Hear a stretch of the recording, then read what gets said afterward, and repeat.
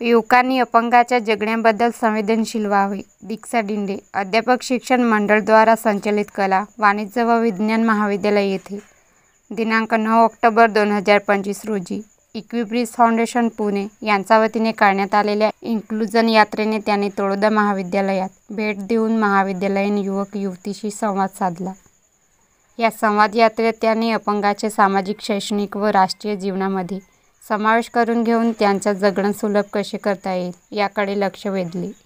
अपंग हे समाजातील अत्यंत दुर्लक्षित घटक असून समाजाने त्यांच्या प्रश्नांकडे व मानवी हक्कांकडे संवेदनशील दृष्टिकोनातून पाहावे असा संदेश दिला. या संवाद यात्रेत त्यांच्यासोबत अमोल सुतार व कवी कमलेश महाले सोबत होते. कार्यक्रमाच्या अध्यक्षस्थानी महाविद्यालयातील ज्येष्ठ प्राध्यापक डॉक्टर एस.एन. शर्मा हे होते. यांनी आपल्या अध्यक्षीय भाषणातून अपंगांच्या समस्यांबद्दल सामाजिक कर्तव्याच्या भावनेतून विद्यार्थ्यांनी बघावे असे प्रतिपादन केले. कार्यक्रमाचे आयोजन महाविद्यालयातील राष्ट्रीय सेवा योजना विभागाद्वारे करण्यात आले. यावेळी महाविद्यालयातील प्राध्यापक, कर्मचारी व विद्यार्थी मोठ्या संख्येने उपस्थित होते. कार्यक्रमाच्या आयोजनासाठी डॉक्टर जे.एन. शिंदे व डॉक्टर पराग तट्टे उपस्थित होते.